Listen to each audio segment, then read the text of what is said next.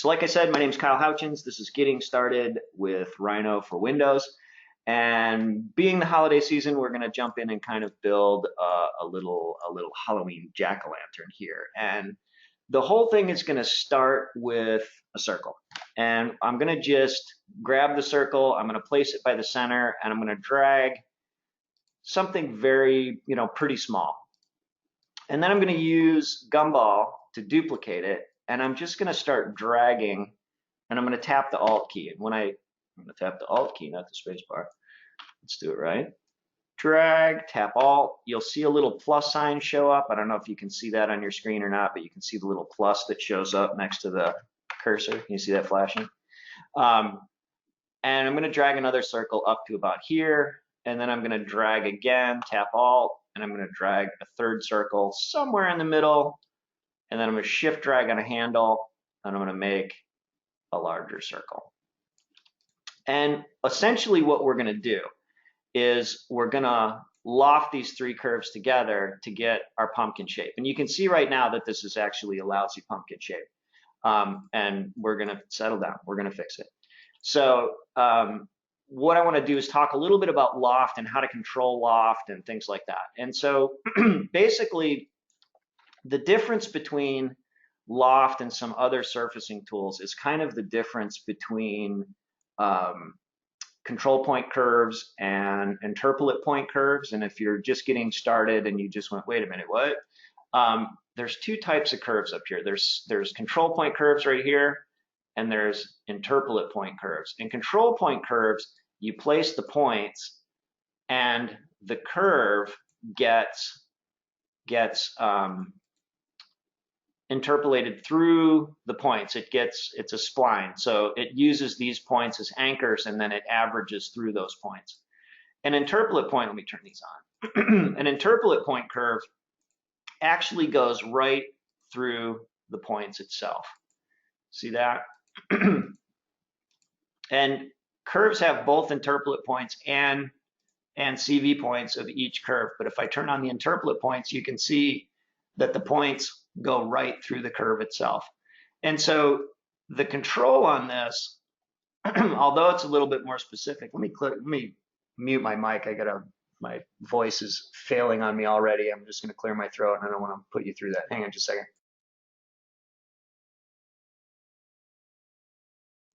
All right. So the interpolate points, they go right through the curve. And although that seems like it would make a lot of sense, it makes things like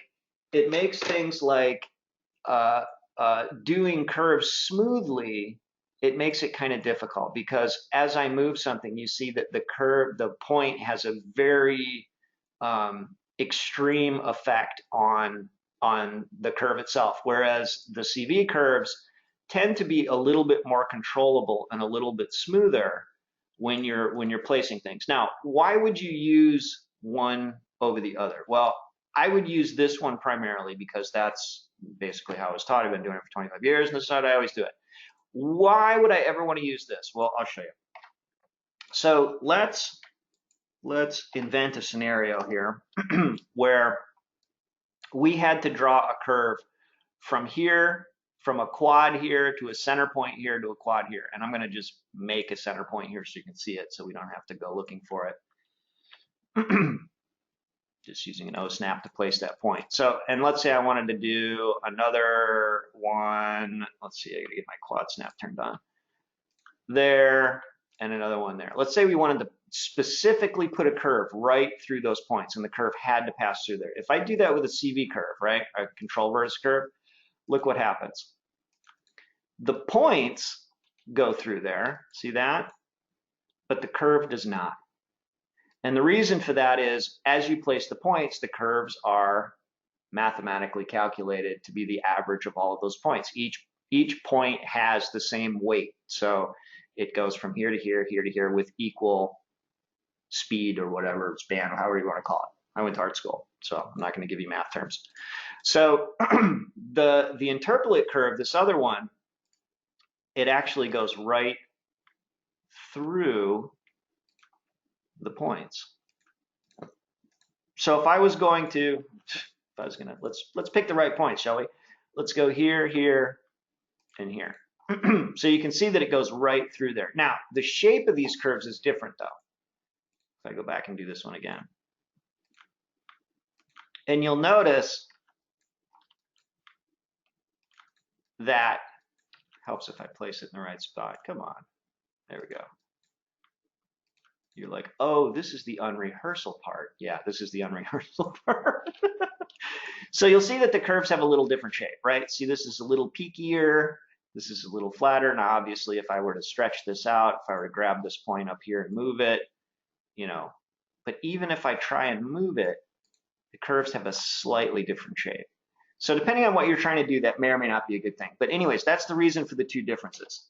All right, so now with loft, you'll notice that there's a similarity here. If I loft all these curves together, you'll notice that it kind of has that interpolate point kind of shape going on, and it looks like I grabbed a point down there as well. But it doesn't have that kind of smoothness that we're looking for. So we need to add a little bit more control. But before we do that, well, actually, no, let's go ahead and do that now. You're like, wow, you really are making this up along the way. Yes, yes, I am. So let's copy paste and let's add another copy paste again, and we're going to add another circle here. Now, if I loft this, if I go here to here to here to here to here, and I do this with history on, right? So I want to make sure that history is on, and I'm going to run loft, and you'll see that it's going to go between all of those objects. Now, the cool thing is I've got a bunch of ways to adjust this. If I grab the original curve, if I grab the original curve and I move it up, I move it down, does all this stuff, right? But this secondary curve here allows me to now control, if I shift drag on this, how these curves kind of relate to each other. And you're seeing we're getting a little bit more pumpkin-y kind of shape here. See that? And you can see that it's actually starting to pucker a little bit at the bottom, which actually works for what we want. But you can also control that by its relationship to the other one. So if we go to the front view, we can take this, and depending on how we scale it, we can kind of decide how pumpkin-y we want to get. That's kind of pumpkin-y, right? Is that a word? It is now. Maybe we make this bottom one a little bit smaller.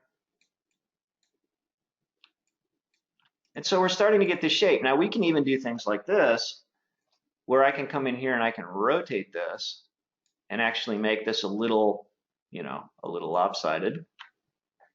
But I'm not in love with that as a way of doing this. Now, so let's see where we are. So we've got this kind of pumpkin-y shape now, right? So let's, and I might even just make these tops a little bit bigger. And this is one of my favorite parts about history, is being able to iterate on something and maybe make this a little squatter, something like this.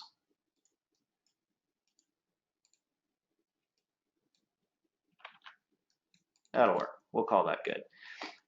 But we don't have any of the ribbing or anything like that on that a pumpkin has. So we can do a couple of things. I can take this curve and still within history, I can rebuild it, and let's rebuild it with like 50 points.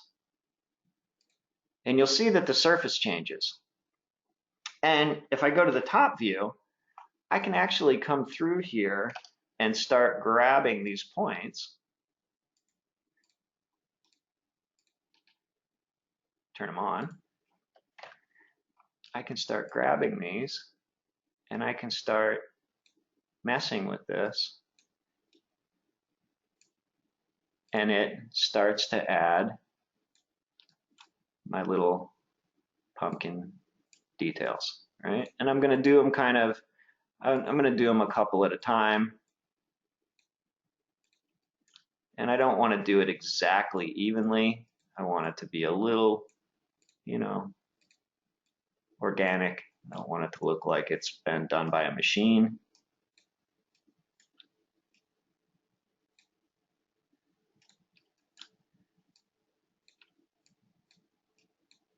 we don't want it to look like it's been done by an idiot, but we don't want it to look like it's been done by a machine either. So you guys are like, well, if you weren't going for idiot, got news for you. That's okay.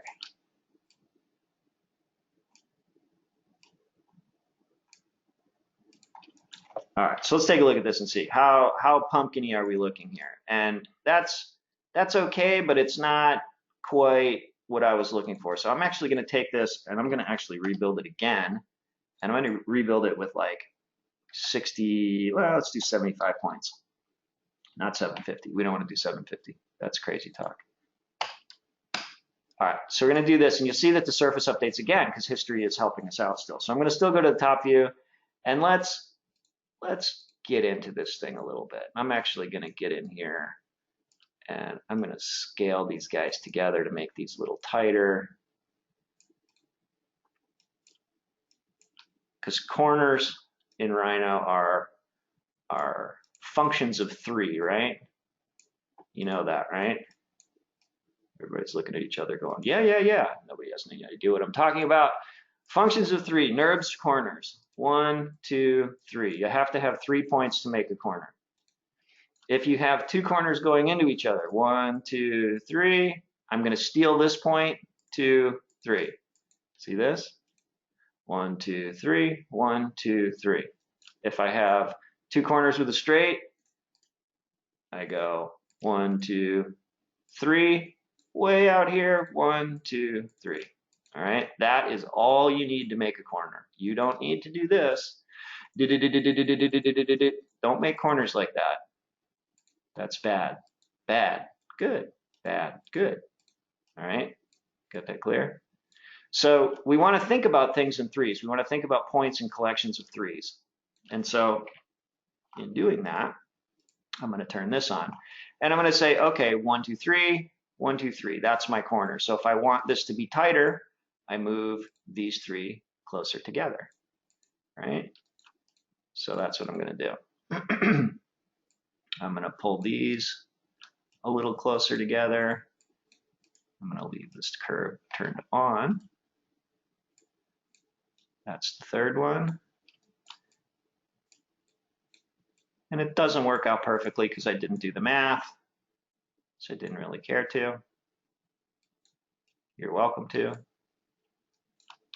But we also want this to look and feel a little organic. So we don't want it to be equal. We want it to be kind of a little random, a little sculpture-y. But you can see that by looking at this 1, 2, 3, 1, 2, 3, right? Here's my dip. So this is 1, 2, 3. I'm going to pull this up here and pull this out here and maybe give that a little puff. And because I'm doing this all historically, I can look at this and say, I know exactly what this is going to do, which points control what, and stuff like that, which is kind of cool. So this one, I'm going to sink that in a little bit. I'm going to pull this a little closer. And this is kind of tedious, but it's also kind of fun because you can come in here and actually really stop picking that. There we go.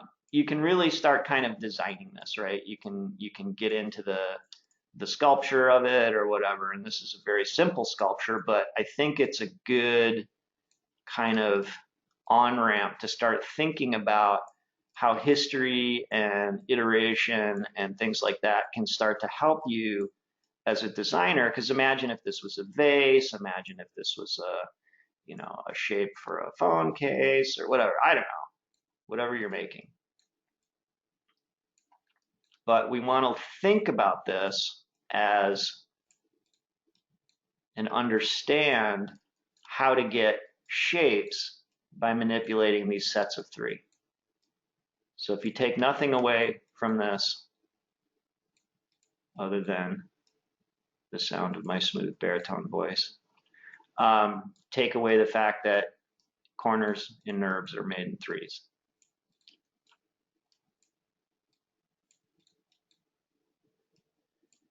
We're just going to find our way around this thing.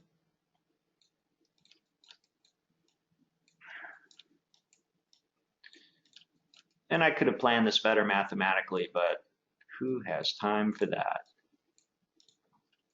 All right, so let's take a look at what we've got. Hey, that looks a lot more pumpkin-y. Do we agree? You guys are like, I want my money back. And I'd say, that's what I remind you that this is free. You get what you pay for. All right, so we've got our pumpkin shape. We can mess with it a little bit more. We can decide.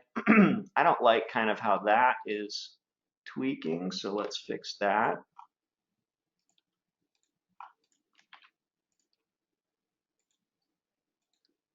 And this point lives back here, so let's get it as well. And then let's just pull this over a little bit. All right, let's look at the front view. That'll work. And let's do the right view. I'm trying to just find which view in this thing looks best, which is exactly what you would do if you were making this for real, right? If you were carving your own pumpkin, that's what you would do. You turn it around and you say, which face is the face that I'm going to make the face on? And so let's go ahead and use this. The other thing that we can do is we can actually we can do things like use the bend command on a few points, and we can actually change the shape of this curve a little bit so the pumpkin is a little lopsided. Maybe not quite so much. I like bend on points because it allows you to do these really nice procedural edits without getting super crazy, right? So now we've got just a little bit more of a natural shape. Maybe I'll even pull this a little asymmetrically. Ooh, not that much. Maybe I'll use the nudge keys. There we go. Make it just a little asymmetric so it's a little more organic looking. And then probably the last thing I want to do is I want to set this right on the ground. And right now, if I look at this x-axis, I'm going to grab all of the curves, not the surface. And why would I grab the curves and not the surface? Because I don't want to edit. I don't want to lose my history. I want to keep it like that. And so I'm going to come down here and I'm going to just nudge this. And if you aren't using the nudge tools, they live here. Tools, options, modeling aids, nudge up here. I have this set to use the arrow keys. And then this is the different distance. So the nudge key alone is 0.01 millimeters, control plus nudge is 0.1, and shift plus nudge is 0.25. I like those. And then I'm going to actually grab the curves again. I'm going to use the rotate command, and I'm going to rotate from here, and I'm going to grab over here like this and hold down the shift key, and that just tips it up. So now it's flat on the ground. So it looks like it's sitting flat on the ground. All right? And we've maintained the history with this, but at some point I always get to the point where I kill the history because I just am like, you know, I don't really need to deal with this anymore. And if I were to come up here and bump this, I don't want it to screw up my shape. So once I've iterated to the point where I'm happy, I use the history purge command, and I use it on all. So now what I can do is I can do anything I want with this, and it's not going to mess it up. All right, and in this case, I can even get rid of my curves, or I can stick them on a layer, which I usually do if I'm doing a client job. I will stick these on a layer.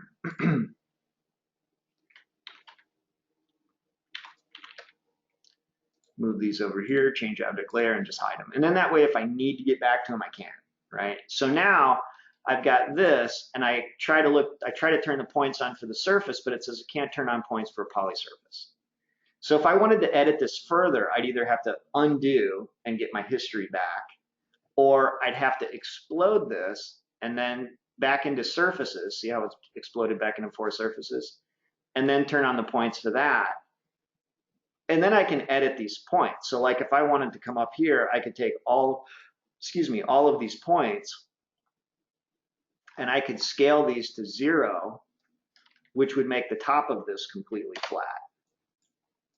But pumpkins don't look like that, right? So I'm going to leave it with this little return on it. Same thing on the bottom. It has a little return on the bottom. But I could come in here and even get into the weeds farther and manipulate the points on this. But I'm not going to. I'm going to just leave this as it is. So I'm going to join this back up again. And then I'm going to run the cap command. And the cap command closes the top and the bottom. And the reason I know cap is going to work is because this loft was based off of a flat circle. And I didn't edit that. All right, so now this is a solid object. And because the effect on this later, we're gonna actually hollow the inside of this out, and then I'm gonna put a candle in it, and we're gonna actually light the thing. I'm gonna, at this point, get my wall thickness now, and I'm gonna copy and paste. I'm gonna just do this simply. People are like, well, why can't you shell? Because shell is like having a friend that has a really bad drug problem. Like half the time it shows up and it's great, it's fun to be around, and this, that, and the other thing. And then the other half of the time it steals your car and lights your house on fire. And so I don't use shell very often because it's fairly unreliable. When it works great. So give it a shot, but in this case, I'm pretty comfortable that that this is not going to work well. So I'm going to go ahead and just copy and paste to get my wall thickness. Again, my wall thickness is not super important here, so I'm gonna just do it like this instead. So now I've got an object that's got wall thickness, right? And I've got my top. My top is going to be covered. I'm going to make a stem in here, but let's do a little bit of, well, let's go ahead and build the stem. Sure, why not? Let's start there. So the stem, I'm going to just draw a curve, and I'm going to just draw it kind of stemish, like this. And then I'm going to pick this curve, and I'm going to project it onto this object. And the reason I'm going to do that is because I want the stem to start from here, and I want it to conform to this object, right? So I'm going to start here. I'm going to just pick it, and I'm going to use gumball, and I'm just going to extrude this up. I'm not even going to worry about anything. I'm going to be really basic on this thing. And if I take this, you notice it's a poly surface. So if I explode it, I can turn the points on. And you notice that because it's an extrusion, it's a degree 1 surface in this direction, which means it only has 2 points here. So if I'm going to do anything with this, I need to rebuild all of these. And basically, I think what I'm going to do instead is I'm going to back up a step, and I'm going to take this curve, and I'm going to rebuild this curve so that it's one curve, so it gives me one surface. So it's got 349 points right now. That's a little nuts. I'm going to just go to 75, and if I extrude this now, it should give me a single surface. See, one surface out of the selection. Because and the reason that happened, everybody's like, wait, what? The reason that happened is there are 4 surfaces here. So when I projected the curve on, it ended up being 4 curves. When I join that curve and rebuild it, it removes those 4 segments and it turns it back into 1 curve. But it's still close enough to the surface that it's going to do what we need it to do. So going back to the points on this thing, if I turn the points on again, because it's an extrusion, I only have 2 points. I have the ones that we started from and the ones where we ended up. And that's not enough in order to get any shape out of this, because if I scale these, I just get that, right? That's kind of a dopey stem. So let's rebuild it. And if you don't want to rebuild it, the difference between rebuild and change degree, rebuild changes the shape of the surface a bit. There's actually a deviation down here, which you can see. So I can rebuild this, right? I can make this 6 points in the U instead of 4. And then I would just leave this at 75 because that's what it was before. And you can see that the deviation is very, very small, especially for this. That's non-existent. So I can do that, or I can simply change degree, which does not change the shape, and I can change it to degree 3 and leave that at degree 3. And that gives me now 4 points because it's degree 3. It's got 4 points, right? Because degree plus 1 equals how many CVs are in a single span surface.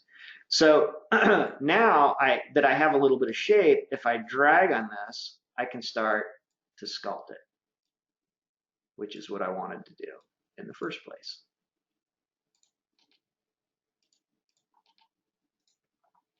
And I can pull this a little bit, and I can pull this a little bit, and I can pull this over to give it a little shape like that, and I can rotate this.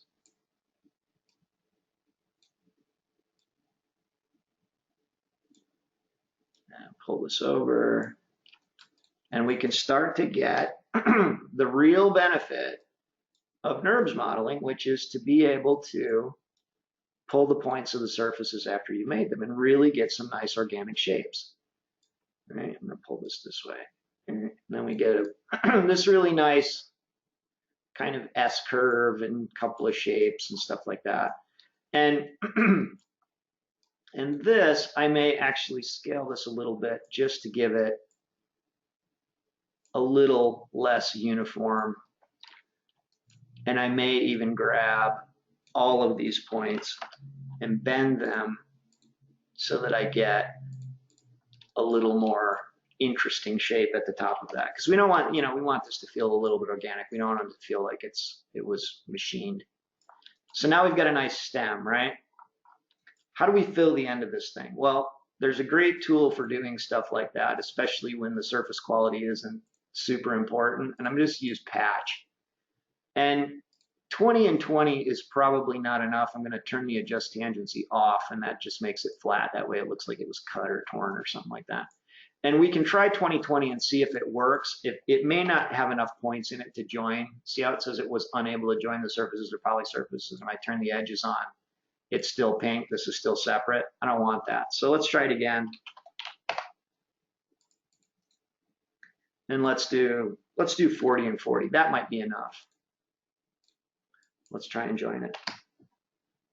So this is now two surfaces or poly surfaces joined into one open poly surface. So that means that this is now, if I turn my edges on, this is now closed up, which is fine. And the bottom isn't.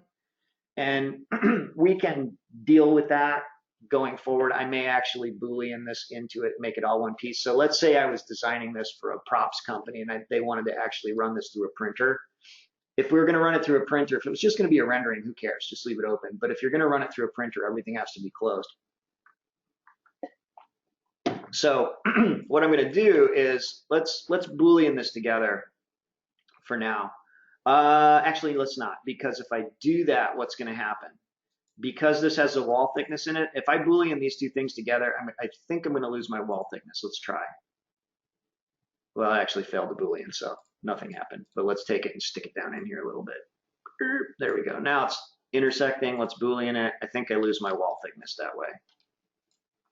Or it separates it into another piece. Yeah, see my wall thickness disappeared?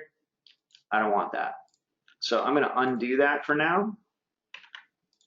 And we'll do this a different way. And I'm going to put the curves back on this hidden layer. So let's separate the lid off of this thing because we got to cut the lid off, right? And let's do that just with a curve. And I'm going to just do this. I'm going to imagine I'm a 7-year-old kid sawing away at it with a rusty butter knife. And I'm just going to make another curve. And because this part is now a solid object, I'm going to just take this and stick it right here. And then I'm going to use the extruding dot and drag a surface out of that. See how little modeling tools I'm using here? We're getting a lot out of just like gumball and curves. Then I'm going to come over here and I'm going to use Boolean split. Pick this and this. I can hide this now. And it gives me this as a separate piece, which is what I wanted. Now I can take these two things and Boolean them together, but it's going to fail. And the reason I know it's going to fail is because I work tech support and I have people call me all the time saying, why did my Boolean fail? So I have to fix it. What I'm going to do is I'm actually going to remove this for now. I'm going to take these guys out. I'm going to delete them. I'm going to cap this, right? Which now makes this into a solid object instead of a donut. I'm going to bring this back and Boolean these together. Now that all goes together. The bottom of that's closed up, which is fine. That's kind of what I wanted. This is now a solid printable part, right? No naked edges, no non-manifold edges. And if you don't use this edge analysis, it lives down here. It is one of the best ways to find out whether your part is going to print or not. This little dialog box. If you see pink things in here, make sure you're not set to all edges.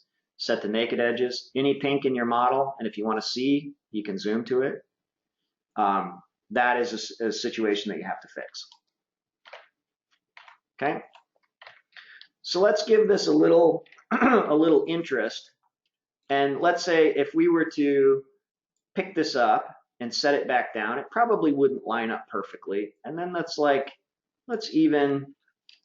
a little farther, and I'm going to relocate my gumball down to here, and then let's twist this just a little bit, and then let's pick it up and set it down again. Maybe we even scale it just a hair so it's got a little gap in there. And maybe we rotate it just a little more. I want it to have just like a little jauntiness to it, right? Like he's wearing a happy little Jason Mraz fedora or something like that. Or she, it could be she. It's a gender fluid pumpkin. And so now we've got this. It kind of looks like somebody clipped this, picked it up, set it down. It didn't land properly, which is kind of what it would have done anyway. So let's do the face. So I'm going to draw the face. I'm going to just use a straight curve, and then to lay out the triangle eyes. And then we'll do them a little less boring. I'm going to stick a sphere in here to give it kind of a little eyeball shape. And then let's focus just on this. That's invert hide, by the way. I have a hotkey set up to do that. The command is invert. If you pick something and then type invert, it will flip whatever you have picked, and then hide obviously hides the stuff that you have picked. There's a new command in version 6 actually called isolate, which does the same thing. So I'm going to take these two, and then I'm going to run a command called curve boolean. And if you haven't used this before, it's really cool. It's a way to really quickly combine a bunch of stuff. I'm going to change this to delete all, and then if I click where I want to keep, you can see that it combines that and then deletes everything else, and I end up with this shape. Now, the coolest thing about curve boolean, say you wanted to make a gear. The old way of doing this, and I know this is not a gear. Every time I do this, somebody's like, you know, that's not how you make a gear. I'm like, yes, I know. Demo, settle down. So if I put too many.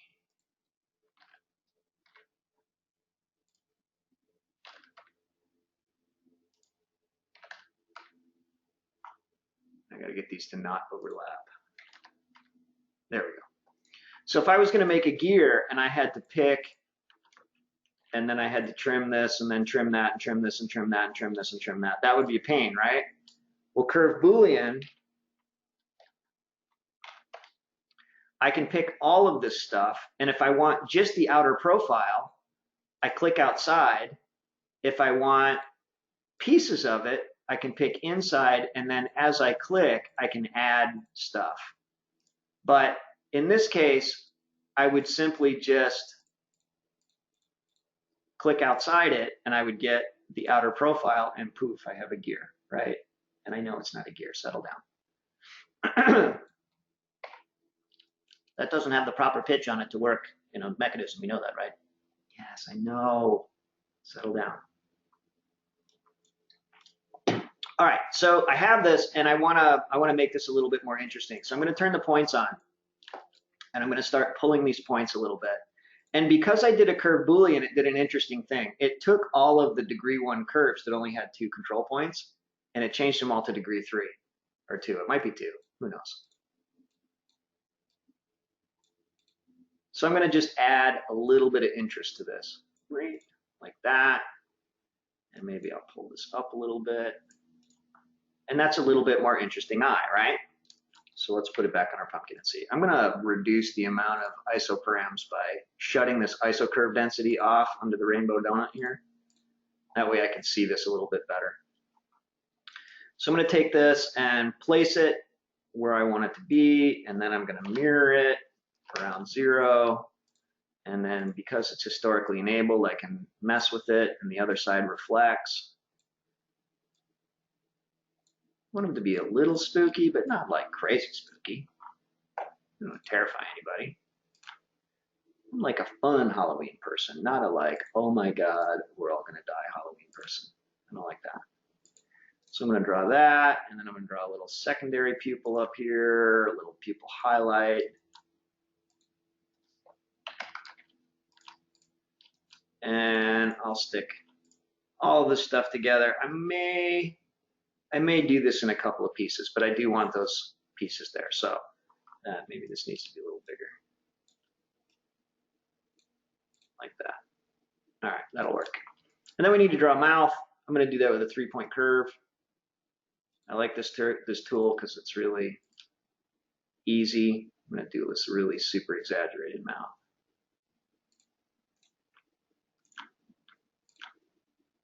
Like that.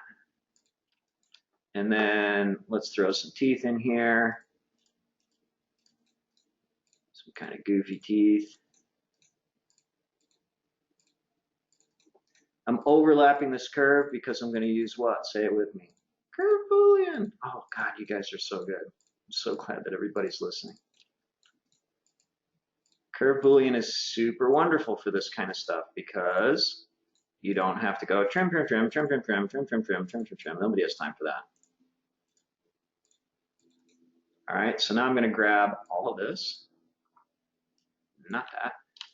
I'm going to run Curve Boolean, and I'm going to just click inside here. Look at that. Boop. One shot. Now we got a spooky mouth. All right.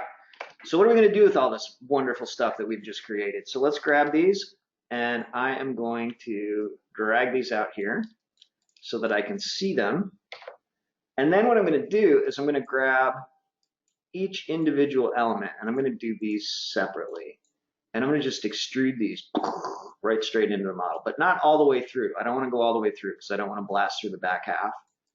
And if we shade this, you can see what's going on here, right? I just made these cookie cutters, and I'm going to cap these. The cap command finds anything that's flat and fills it in. Now, the cool thing about this is I can now do a Boolean subtract with this stuff, and I'll delete the inputs. And boop. Yeah.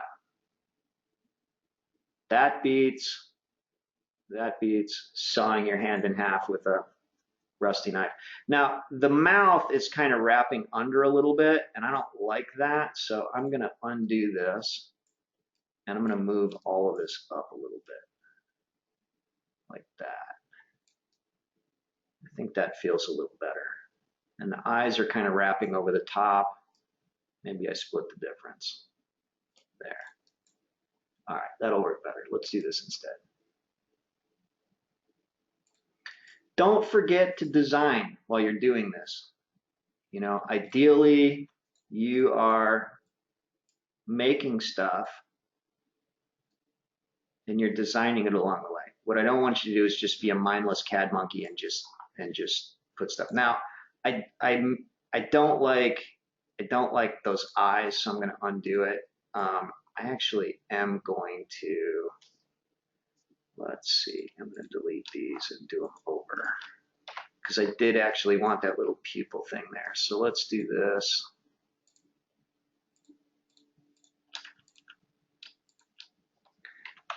Boolean. There we go. That's what I wanted because I'm going to go back with a little secondary piece of geometry there to get a little pupil highlight. Everybody's like, dude, it's a pumpkin, settle down. Nah, it's important. As somebody who's a professional artist, you never have known the pressure of looking into your child's 6-year-old eyes and having them say, do a good pumpkin this year, which means this pumpkin better look better than my friend's pumpkins. And so then you're faced with the reality of spending $100,000 on an art school education and realizing that it comes down to impressing your 6-year-old. This is a real thing. This is a real struggle that we deal with all the time. I'm sure you've been there somewhere, been at a party or something, and people say, "Oh yeah, he's an artist. He does stuff." And you know what? I screwed the eyes up. Let's do it again. I'm talking too much and not paying attention.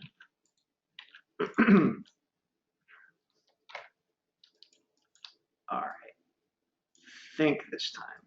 Think and talk. Don't just talk. That's what my wife tells me all the time. You need to think and talk. Cap.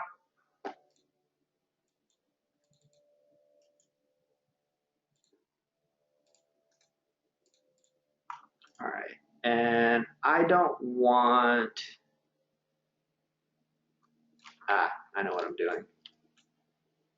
See, now I'm thinking and talking. People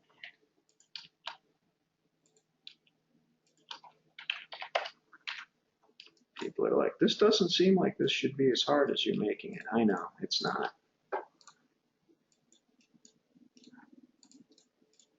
See, you didn't believe me when I said these weren't rehearsed. There we go. So there's that. And then I want these to not go all the way through. Actually, I want to do that backwards. Let's start with this. All right, so I don't want these to go all the way through because I don't want those to be holes. I want those to be recesses. So watch this. Instead of doing the Boolean where I subtract from this, I'm actually going to subtract this from these and keep this. Everybody's like, what? So I'm not going to delete the input. And I'm going to delete, don't delete the input.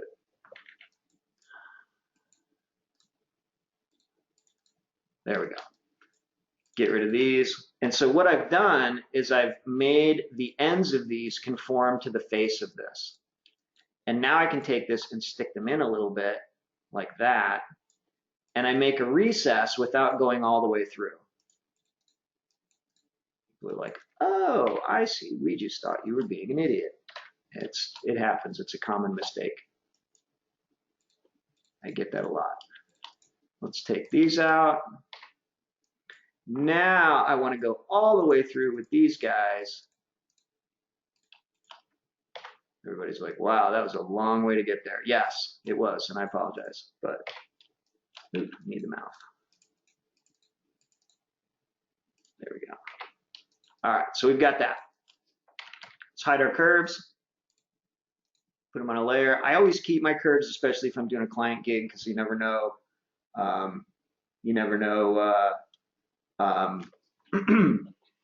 many changes are going to be made. Let's see, there's a question here.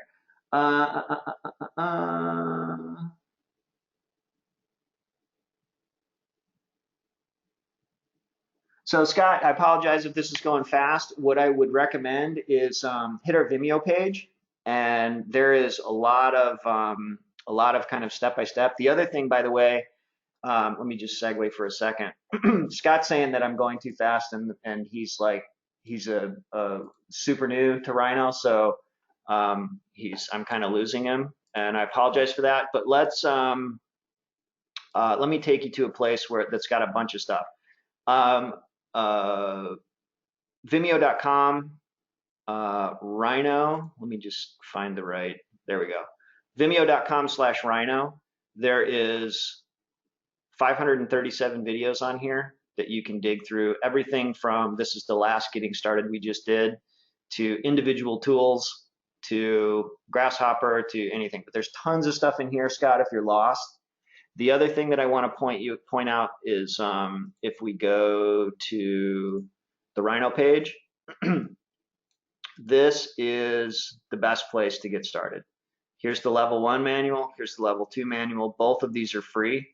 There's also a very simple kind of, this water bottle one is kind of a nice one to get started with if that's going too fast, but that's also a video that you can run at your own pace. But the level 1, level 2 manual, both of these are free. You can download them with the materials to get going. and stuff like that. But stick with us. You might pick up a few things here that you can that you know, it's just reps. It's just getting used to it. I've been doing this for almost 30 years now, so I've got a lot of reps in. So hang in there. All right. So now I'm going to switch this into rendered mode because we pretty much have finished the modeling portion of this, and I'm going to shut the isoparams off on this too. I don't have to, but I'm going to. And let's start assigning some materials to this thing. Now, one of the cool things about version 6 is you can do sub-object selection, which means that I can do, I can assign something to a material, I can assign a material to an object, right? So that's kind of the color of the inside that I wanted, but I can shift control click and pick out individual surfaces of a poly surface and assign a second material to it without taking it apart. So this is still a solid object. All right, so I'm gonna go a little step further and I'm gonna pick this and this, and I'm shift control clicking this stuff. And I wanna just add a little contrast in here. So I'm gonna shift control click all of these internal surfaces. And I'm gonna make those black.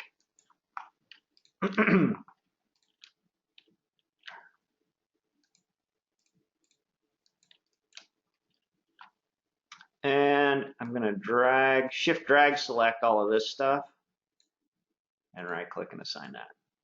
There we go. I'm gonna clear my throat again. Hang on just a second.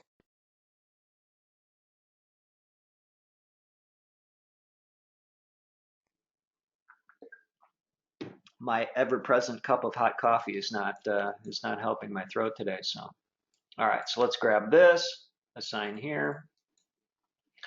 I'm gonna assign this little peach color to the end of that. Oops.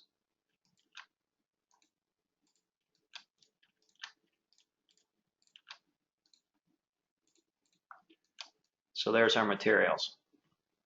All right. So this thing basically is done. And if we were to run a rendering of this right now, go to ray trace mode and run this, you can see that it looks, you know, appropriately spooky, right? But it's on a white background. There's no, you know, let's do better. So let's go here and go to rendered mode. Actually, let's go back to wireframe. And let's put a candle inside this thing. And let's just design a candle, something super simple. And we're going to revolve this.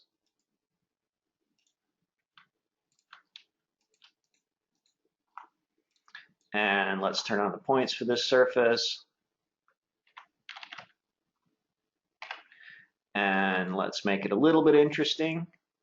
I'm just going to change the shape just a little bit.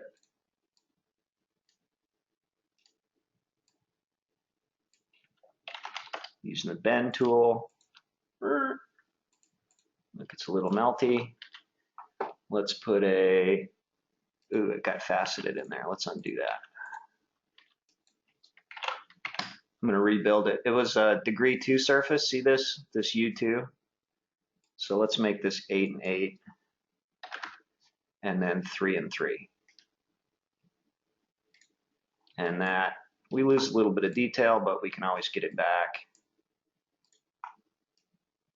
by doing this. There we go. That's better. Now, why would I bend the points and not the object? Watch this. Here's what happens if I bend the object.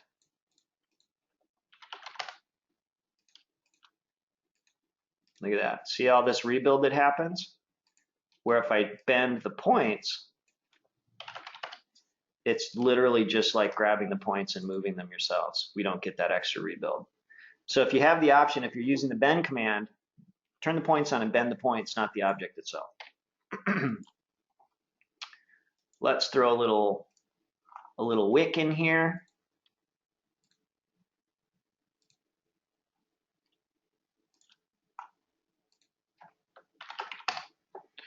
I'm gonna go against what I just told you, bend the object because I don't really care what happens to that. And then let's make a little flame.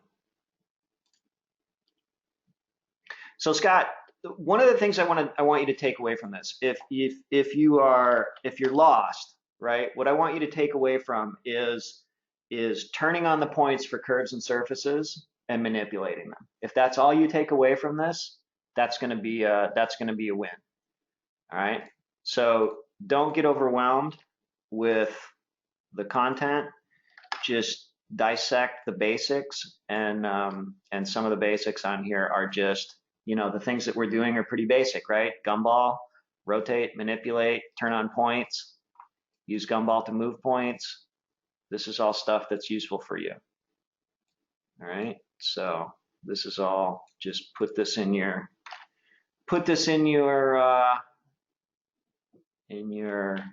bag of tricks as going forward.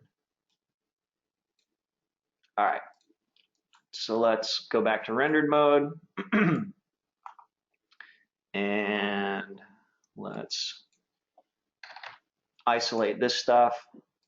We'll put a plastic material there, a black material here, and a orange material down here. And this, I actually have the emission code and the self-illumination turned on, so that it actually emits a little bit. And then the last thing that I'm going to do, I'm going to go to the right-hand view. Actually, let's make sure. Yeah. Go back to wireframe. Last thing I'm going to do is I'm going to just stick a light in here. And I'm going to just do this with a point light. And I'm going to stick the point light kind of up here. And the point light, even though this isn't necessarily accurately reflecting where the light would be coming from, the light actually would be coming from here. If I stick it up here, it makes it a little easier to manipulate. And if I go to rendered mode, I can now start to manipulate what's happening with the reflections on the ground. See that? So if I come up here, I can put some spooky reflections on the ground depending on how this is working. So I'm going to stick this kind of somewhere like maybe up in here like this. And then we're going to get closer.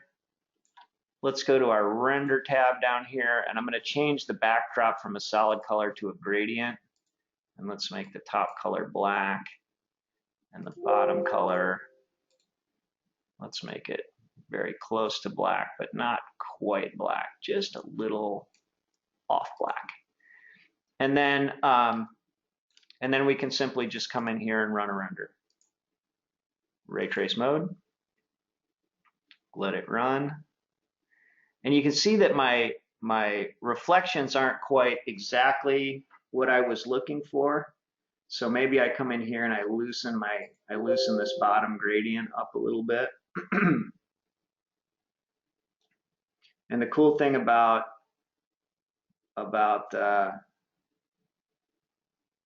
ray trace mode is it's what you see is what you get. So I'm seeing the modifications as I'm going.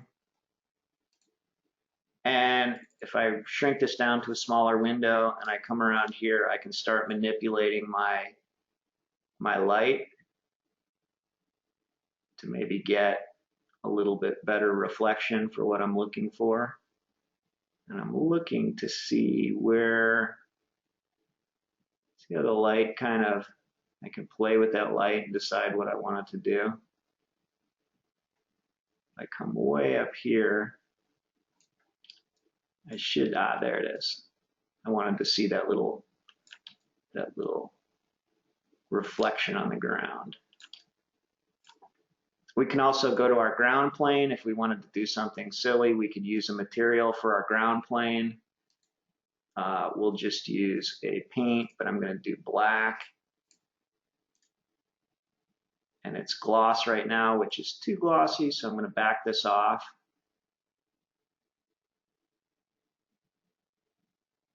I want to get a little, just the tiniest bit of pumpkin reflection coming off the ground. See that where I'm just starting to get a little orange down here? And then I'm going to zoom in a little bit.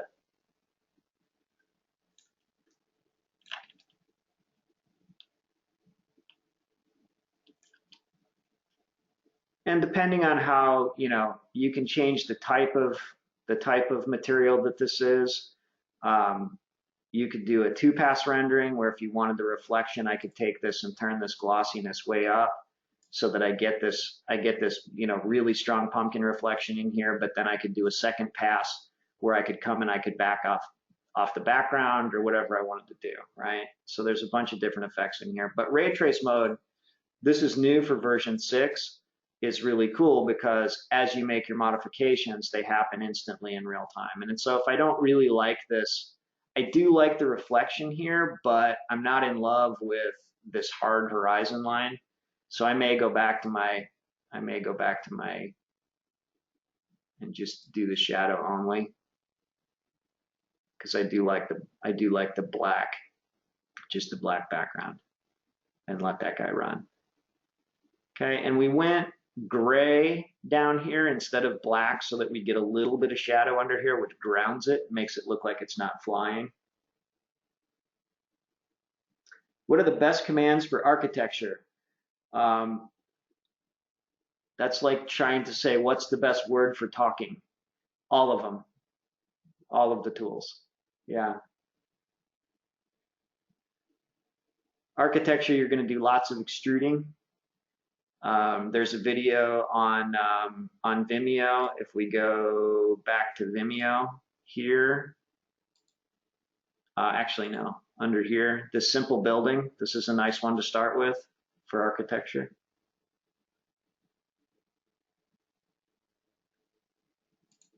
All right, so as this is resing up, you can see down here we're like 450, 460 samples. It's going to run to 1,000. On this machine, this is a Quadro 6000 video card. So it's got about 4,000 CUDA cores in it, so it's pretty snappy. If you have less than that, it's going to be less snappy, but you can still get good results. You can also run a regular rendering with it. If you just click the render button, it'll just run a regular render, but I really like this ray trace view because it allows you to manipulate stuff in real time and really see what's happening. One thing that I didn't point out on the materials,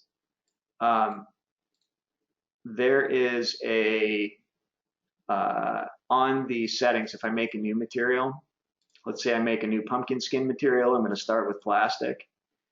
Let's make it orange.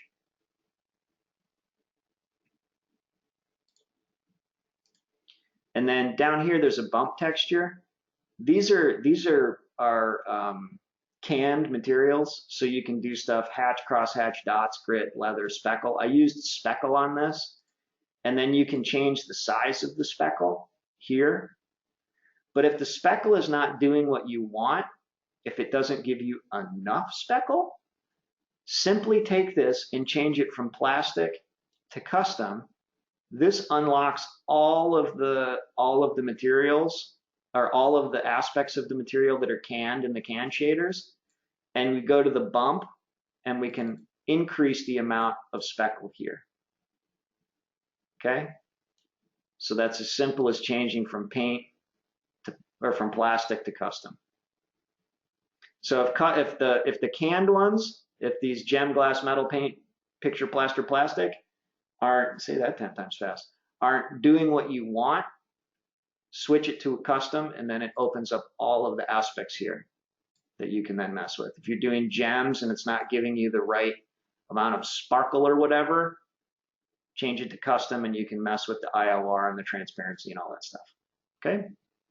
So it looks like it's finished up. 2 minutes and 24 seconds to a finished rendering.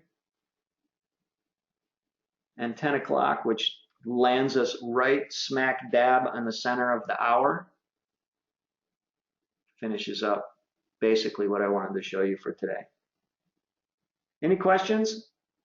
Anything that I did that you were like, whoa, what's that?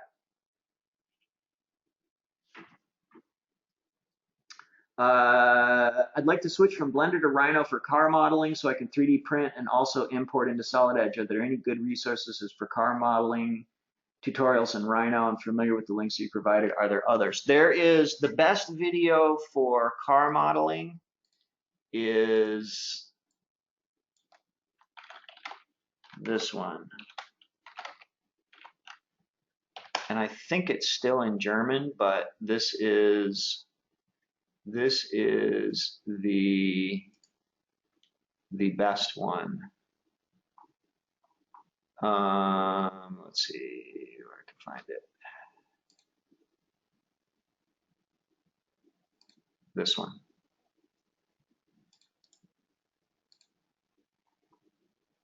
This is a really, really good. Oh, but he's done it in English now. Awesome. Here, I'll put this in the chat. It's using, I think this is using Rhino 5, but all of the techniques and stuff are still super valid. What is that? Oh, that's the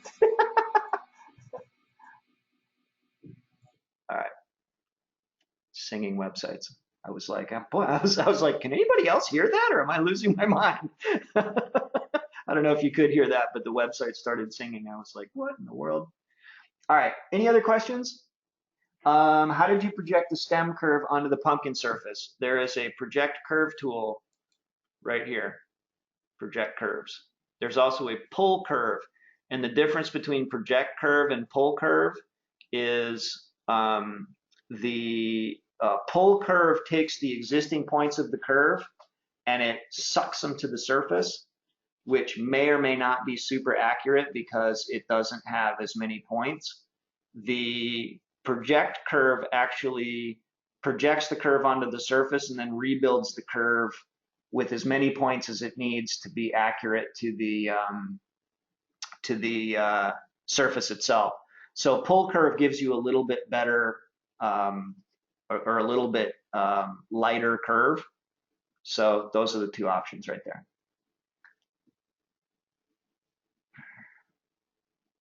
So I import 2D plans from AutoCAD and extrude them into 3D Max, but for organic shape, I see Rhino is easier than Max. Yeah, and Max is also is all polygons, right?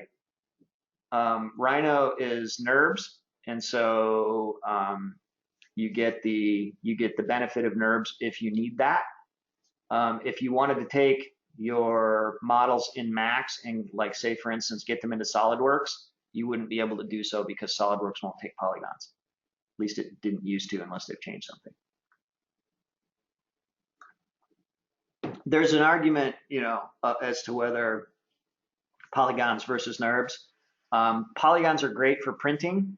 They're not great for CNC unless you have somebody who does CNC work who can handle polygons, and there's fewer of those people around.